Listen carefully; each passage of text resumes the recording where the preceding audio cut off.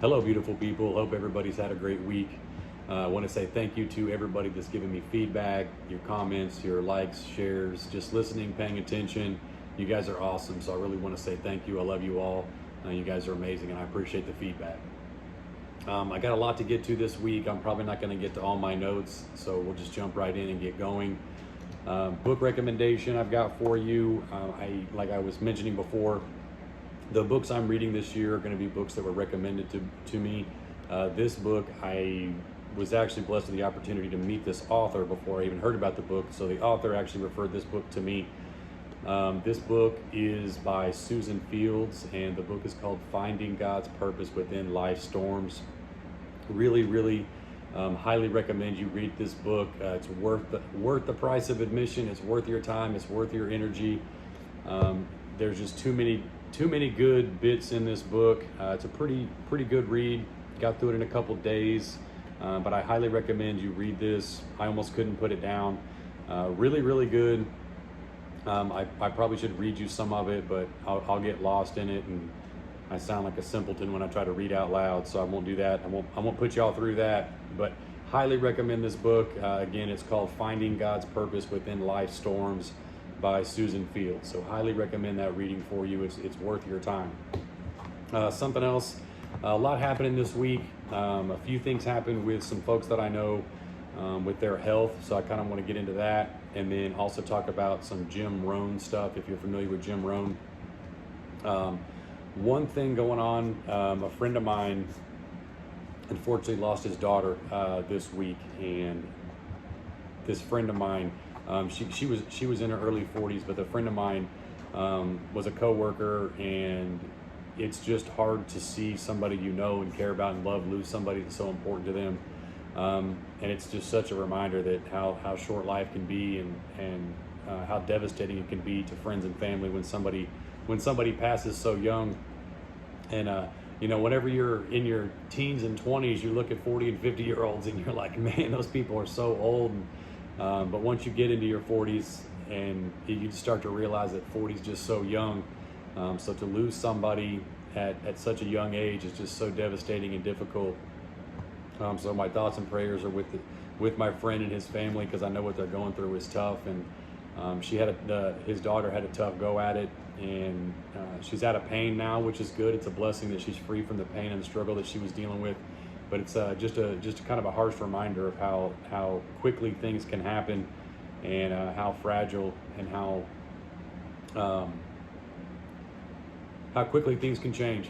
So just be conscious as you're conscious as you're going through life, and be thinking that every day is a blessing. Every single day that you have the ability to walk and talk and communicate, eat, get out of bed, all these things, they seem so simple, but these are things that I pray about, and I thank God for just the fact that I have fingers and toes and can get up and move around and feed myself. These things are just things we take for granted. So just be very, very grateful for what you have.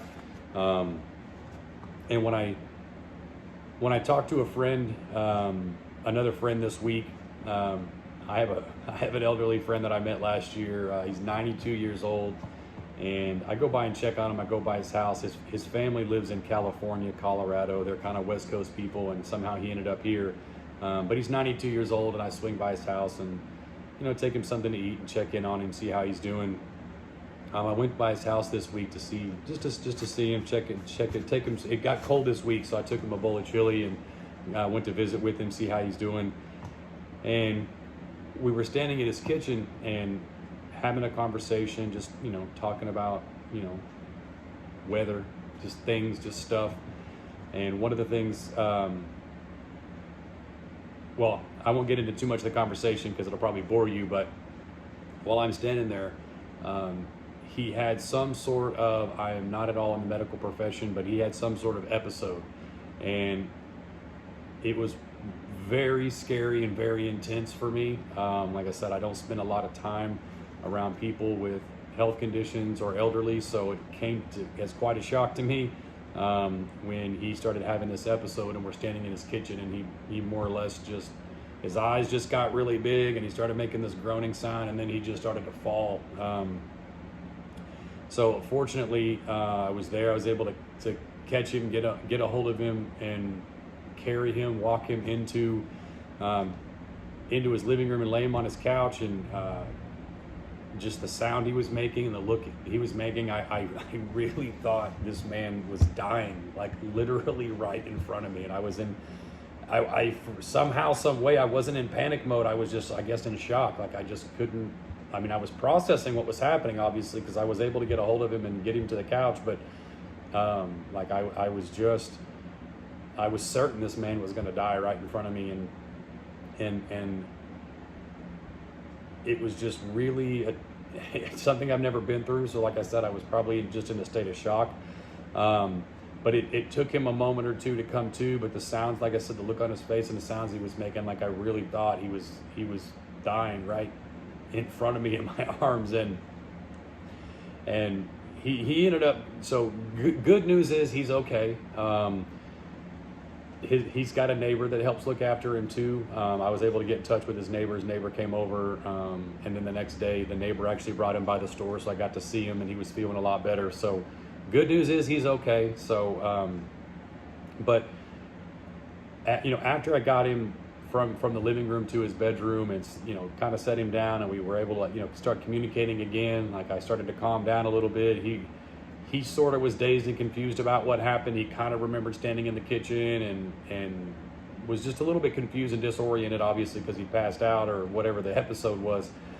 But as I left there and over the next day or two, like I was really just kind of shook up about the situation, and I part of me was just thinking, like, man, thank God I was there, like, to catch him. Like I thank God that if I wouldn't have been there, what would have happened? Would he have fell and hit his head? Would he have fallen and not gotten up? Like, I just had that going through my head. And then I also started thinking about, well, is there a possibility that I caused him to have this episode because we were standing in his kitchen talking? Should he not have been on his feet this long? So, and part of me is, thank God I was there. And other part of me is like, man, did I make this happen? Did I cause this to happen? So fortunately I was there. He's okay. But yeah, it just scared the daylights out of me to be in this situation by myself with somebody that had some sort of medical episode. And like I said, it freaked me out.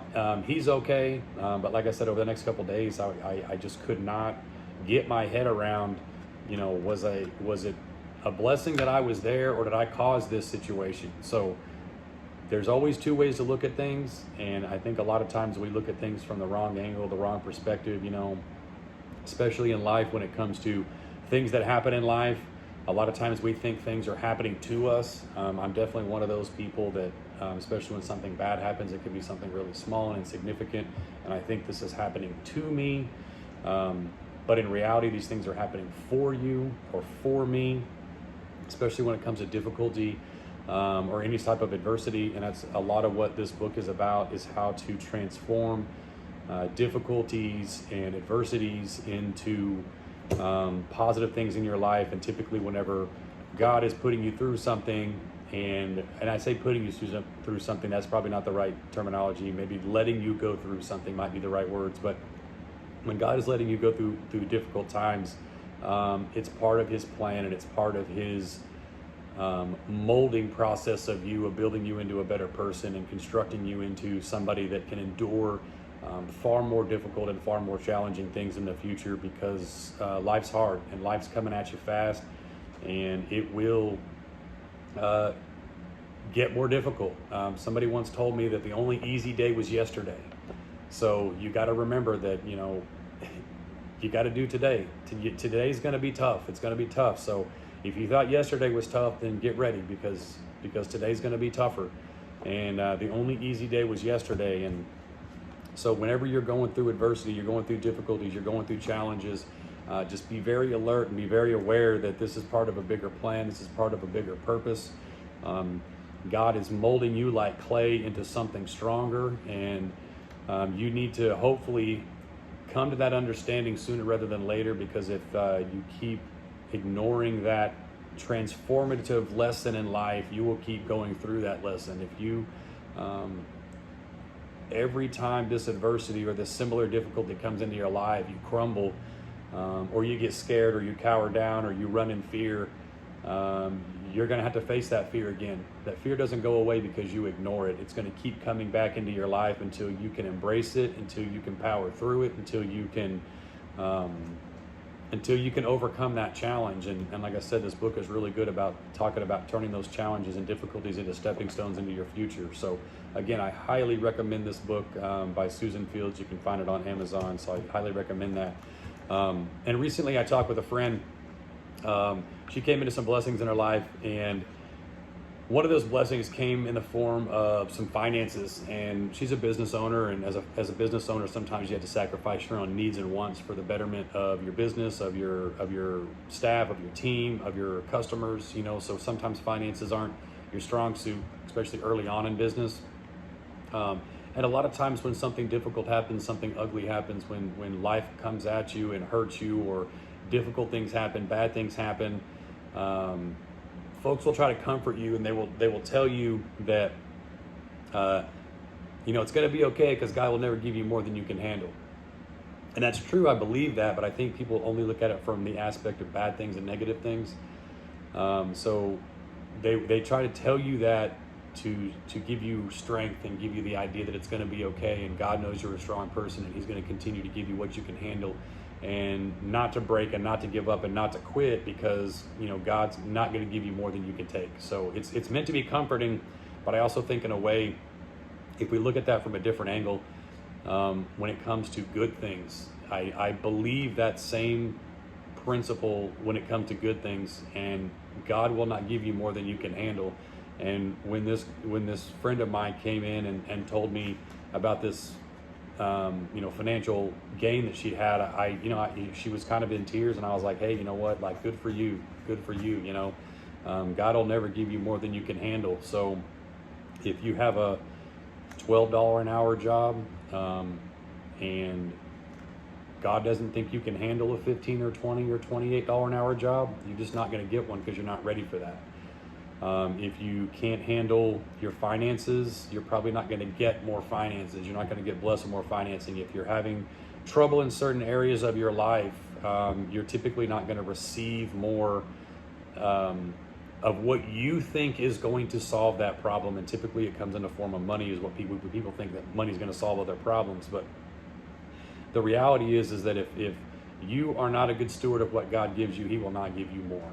I know that you could probably easily say, hey, I can think of this example of how this person wasted this talent, or I can think of this person that wasted this amount of money.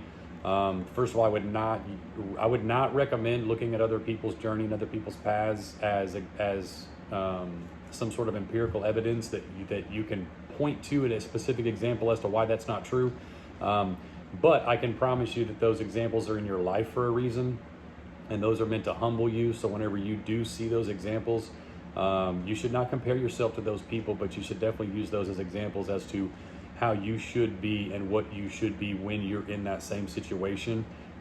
Learning what to do is important, but learning what not to do is also important. So you having those examples in your mind is not proof or evidence that it can go wrong. It's proof or evidence that you have now been taught the lesson you need to not be in that same situation when it comes your time. So if you are wishing or hoping to have more in your life, I highly recommend doing a really, really good job of what you have now.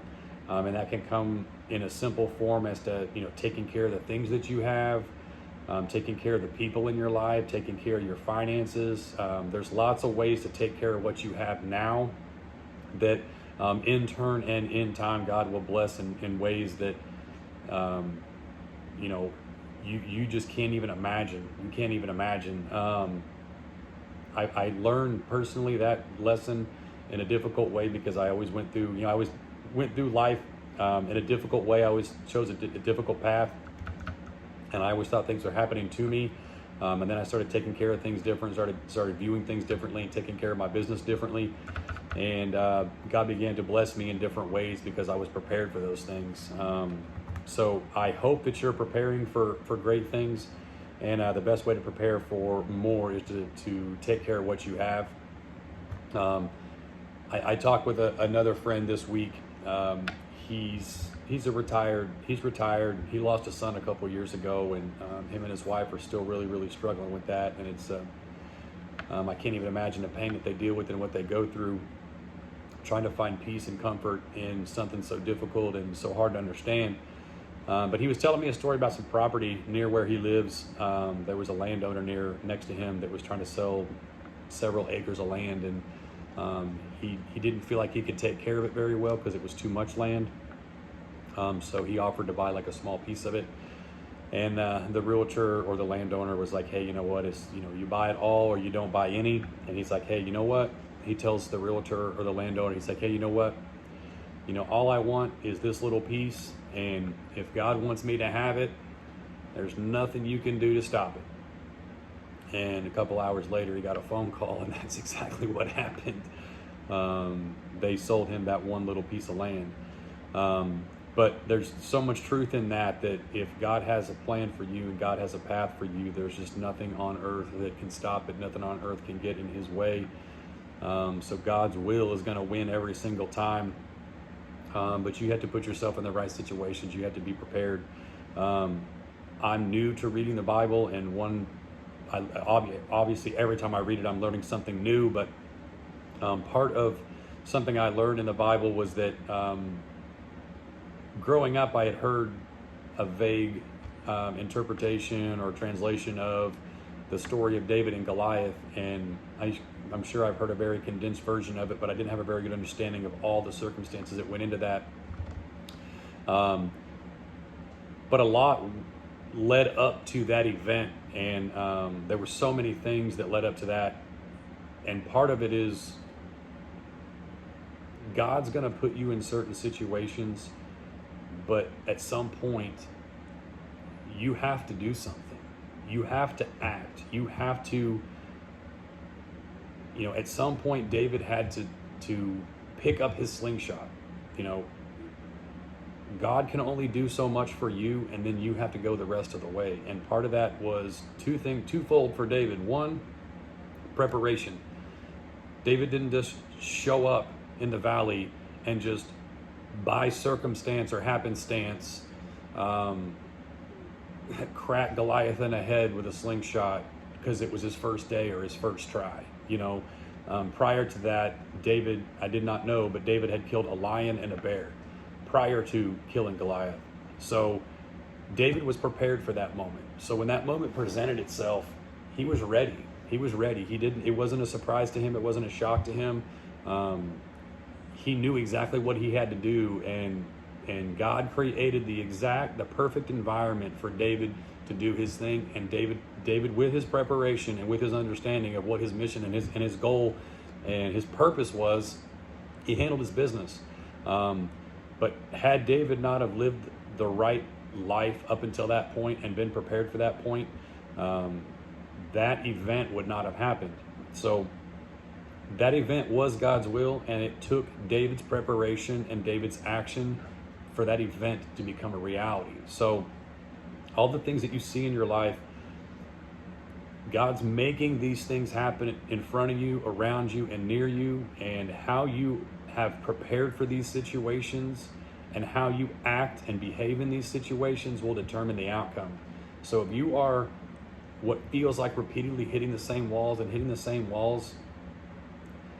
there's a reason for that. There's a purpose for that. And you really should just take a step back, look in the mirror, and figure out, okay, I'm seeing this pattern. I'm seeing this happen over and over. And what am I missing here?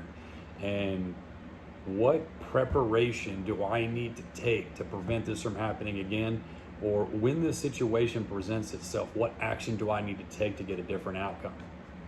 So I know that may be a long, drawn-out way to say something really probably simple that you probably already know. I'm sure you do. I'm a dumb person. Like I said, I make these videos because I'm talking to myself, and I feel like when I watch this later on that it will hopefully bring some value back to me in some way. Just like reading a book, you read the same book at different times in your life. It has different meanings to you. So I'm hoping that I can watch this someday and it have more meaning for whatever I'm going through at the time. And I hope that it has some sort of meaning for you too.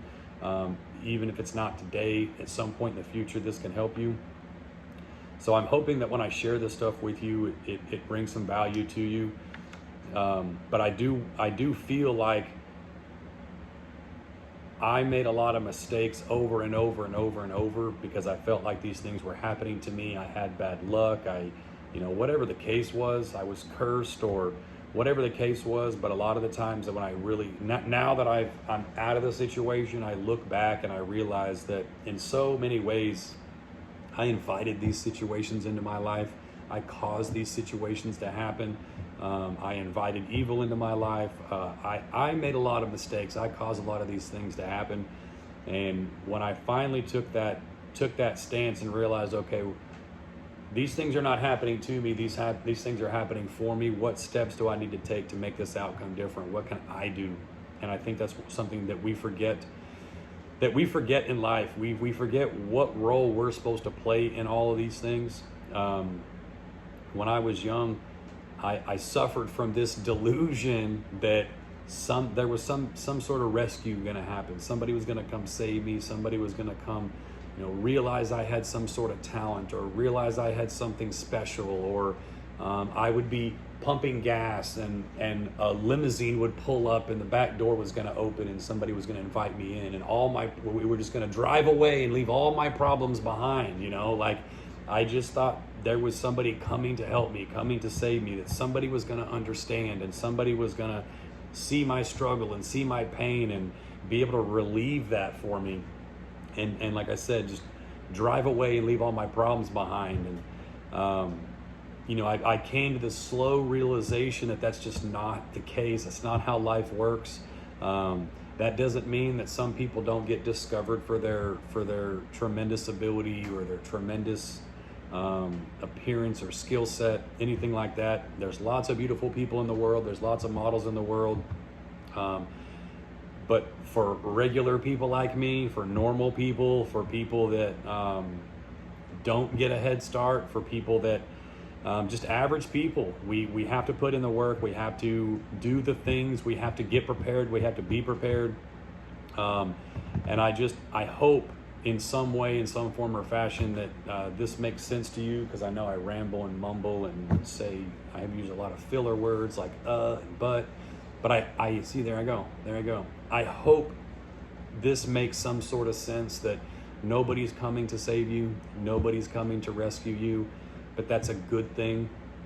It's a freedom that I can't describe. I hope that you reach this point sooner rather than later, because life is short.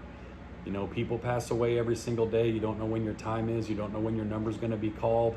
And I hope, if nothing else, that you can lead this life and live this life and come to the end of your life with as few regrets as possible. I don't want you to get to a point where you're not physically able to do it anymore. So many people in my age bracket and older are just like this gentleman I was telling you that's retired, that just got this land. He sacrificed his body for years to make a living and to run his business and take care of his business. And his knees are shot, his back is shot. He's in his 60s. He just had back surgery. He's probably going to have a knee replacement. It's hard. It's hard to do the things when you're in your 60s. We take this thing for granted. When you're in your 20s and 30s and 40s, you think this is going to last forever. You think the good times are going to last forever. You think it's going to be easy forever. Because I think a lot of times in the back of our mind, we tell ourselves that we could do it. And it's easy to do. We're just procrastinating and putting it off like we're going to get to it later. And man, I really hope that you don't wait till later. I hope you get after it right now. And it doesn't have to be anything super amazing or it doesn't have to be a blip on anybody else's radar. It can be just for you. It can be just something that you want to do. You can, write a song or pick up an instrument or learn how to dance or start a business. There's just so many things inside of you that need to be done. They need to be done. And I would hate for you to get to a point in your life where you look back and say, man, I really wish I would have taken that dance class, or I really wish I would have taken that trip, or I really wish I would have started drawing more. And there's just so many things out there, and there's so many things inside of you that you need to explore, because there's going to come a time where you won't physically be able to do those things anymore. And that is a regret that I hope you don't come in contact with. And I've done better over the past few years of doing everything I can to not have any regret when I get to the end. I don't know when the end's coming for me, but I'm doing my best to make sure I don't have any regrets. And I tell people sometimes that one of my probably my biggest goal at this point is to try to retire early. I say try to retire early. That doesn't sound like I'm very confident in doing it, but I would like to retire early. I've worked a lot of years. I've worked really hard, and I've sacrificed my body in a lot of ways. I didn't take care of my body in my younger years. Really hard on myself as far as physically, manual labor jobs, and also what I did in my spare time. Okay, sorry about that. I had to let the train go by. It was when a train comes by, it lays on its horn. It's pretty loud. So I lost my train of thought. I'm just rambling at this point, but I hope and pray that you do whatever it is that's inside you now. You're not getting any younger. Every day that goes by is a missed opportunity. So live those dreams, do those things. Do everything you can to get to your deathbed with as few regrets as possible. Whatever that mission is, whatever it is that's burning inside of you, stop putting it off. Nobody's coming to save you. Nobody's coming to rescue you. Nobody's pulling up in a limo while you're pumping gas to drive you away from all of your problems. Winning the lottery is not going to solve your problems. It might make things cool for a while, but I promise you, winning the lottery is not going to solve your problems. You're just going to have a whole bunch of different problems. I can promise you that. So yeah, I'm going to jump off here. I appreciate you guys. So you guys are amazing. Thank you for paying attention, listening, watching. I know I ramble a lot, and I know I stutter and I sound like a simpleton, but like I said, I'm making these videos for me. I know that's a selfish thing to say, but I'm making these videos for me. But if something comes out of it for you, I hope it's positive. I hope it sparks some sort of change for you, and changes the direction of your life. Even if it's just a little bit, I hope it changes it in a positive way. But please do remember, nobody's coming to save you. And just like David, you need to show up to the battlefield. You need to show up to the battlefield battle ready, and you need to do it every single day. And if it's God's will, there ain't nothing anybody can do to stop it. So do your thing. Do your thing. Be good to each other. Take care of each other. But make those dreams come true. You only got one shot at this thing. You got one shot. And ain't nobody coming to rescue you. Nobody's coming to save you. So get on the battlefield. Get prepared first. Get prepared first, or you're going to get your ass kicked. But get out there on the battlefield. Get out there on the dance floor. Whatever it is, whatever your thing is, whatever is eating you alive from the inside out, get out there and do that thing, because you don't want to get to a point where you're 90 years old standing in a kitchen talking to some goofball like me, and then it's just over. You know what I mean? So go do your thing. I love you guys. We'll talk to you later. Bye.